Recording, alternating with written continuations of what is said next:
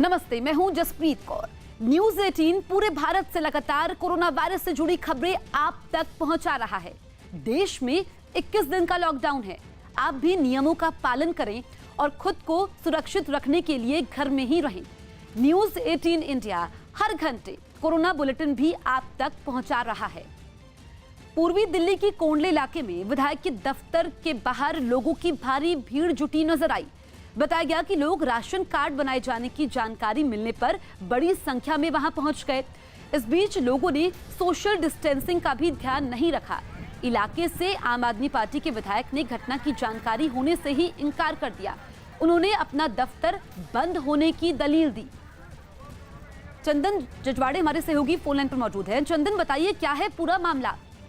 देखिए, दिल्ली में फिर से राशन कार्ड बनाए जा रहे हैं क्योंकि कई लोगों को दिक्कत हो रही है, जो दिनचर्या में खान पान की दिक्कत हो रही। तो दिल्ली सरकार ने ये फैसला किया कि लोगों को नए सिरे से राशन कार्ड बनवाया जाएगा।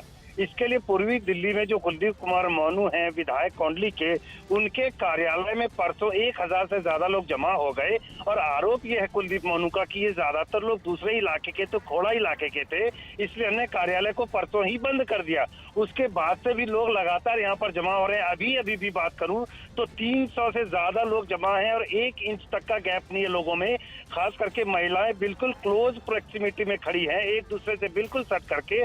सोशल डिस्टेंसिंग का बिल्कुल ख्याल नहीं रखा जा रहा है। एक पुलिस की गाड़ी आई, दिल्ली पुलिस की, हमने उनसे कहा तो उनका कहना था कि ये गाजीपुर का इलाका है, ये मयूर विहार फेज 3 अशोकनगर थाने का इलाका नहीं है। यही बात कुलदीप कुमार मोनू का कहना है कि उन्होंने जब पुलिस को अप्रोच किया तो पुलिस भी यहाँ से वहाँ बात घुमा रही, कोई एक्शन नहीं ले रही है। और सीआरपीएफ के जो 2-3 जवान खड़े हैं, उनकी तमाम कोशिशों के बाद भी वो सोशल डिस्टेंसिंग को मेंटेन नहीं करा पा रहे हैं। बाकी अगर हम बात करें तो कुलदीप कुमार मोनू ने हमारे फोन करने के बाद कहा है कि हम अभी वहाँ अपने 2-4 लोगों को भेजेंगे ताकि लोगों को ये पता चले कि कार्यालय बंद हो चुका है। लेकिन लोग मानने को तैयार नहीं। जसप्रीत, बार-बार कहने के बाद भी लोग वहाँ पर जमा हैं। बिल्कुल चंदन, तो ये तस्वीरें बता रही हैं कि ना ही पीएम की अपील का असर हुआ है, लोग सोशल डिस्टेंसिंग की धज्जियां उड़ा रहे हैं। बढ़ते हैं आगे। दिल्ली में कोरोना वायरस के खतरे का सामना करने के लिए दिल्ली सरकार ने बड़ी रणनीति बनाई है। सूत्रों के मुताबिक सीएम अरविंद केजरीवाल आज दोपहर 1 बजे कोरोना के खिलाफ 5 सूत्री महाप्लान की जानकारी देंगे। दिल्ली में कोरोना के बढ़ते मरीजों की संख्या को देखते हुए ये महाप्लान बनाया गया है।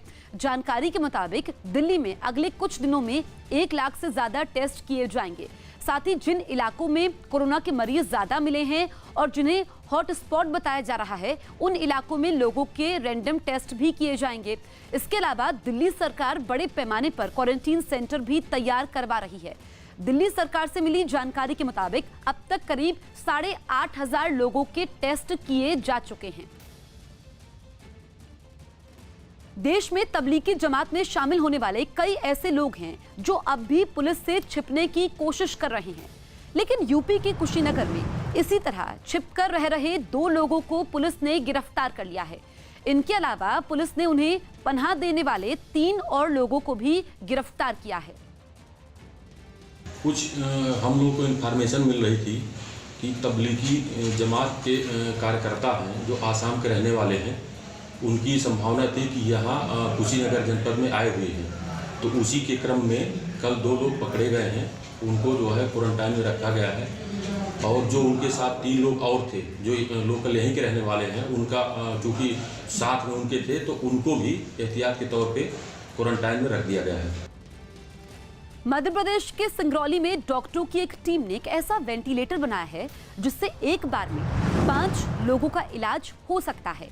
इस आविष्कार के बाद सिंगरौली का एनसीएल अस्पताल देश का पहला ऐसा अस्पताल बन गया है जहां एक ही वेंटिलेटर से 5 लोगों के इलाज की सुविधा हो गई है। इसमें एक खास पाइप से कनेक्ट करके 5 अलग अलग मरीजों तक भरपूर ऑक्सीजन पहुंचाने की व्यवस्था है। वहीं दावा यह है कि कोरोना वायरस से संक्रमित लोगों का अगर इस वेंटिलेटर में इलाज होता है तो संक्रमण एक मरीज से दूसरे मरीज तक नहीं पहुंचेगा। सांस लेने के जो सिस्टम है और सांस छोड़ने के जो सिस्टम है वो वेंटिलेटर में रहता है और उसी को हम लोगों ने एक्सटेंशन दे दिया है और एक सिस्टम में हम लोगों ने 5 एग्जिट पोर्ट बना दिया है, जिससे सांस छोड़ने के सिस्टम में 5 एग्जिट पोर्ट रहेंगे और सांस लेने के सिस्टम में भी 5 एग्जिट पोर्ट रहेंगे और उससे हम हर एक 5 मरीज को अलग अलग कनेक्ट कर देंगे। और सांस छोड़ने में चूँकि मरीज बैक्टीरिया को वायरस को छोड़ सकता है तो वहाँ पर हमको फिल्टर लगाना होगा, जिससे कि हमारा एक मरीज से दूसरे मरीज में क्रॉस इन्फेक्शन नहीं हो। और एक और काम इसमें एक और क्या सुविधा है कि हम लोग अगर एक बार में एक मरीज की ज़रूरत होगी तो हम बाकी 4 पोर्ट को प्लग कर देंगे, उसको बंद कर देंगे और एक ही यूज़ करेंगे। और जैसे जैसे मरीज़ हमारे आते गए वैसे वैसे हम लोग केवल प्लग हटाएंगे और उसको लगा देंगे।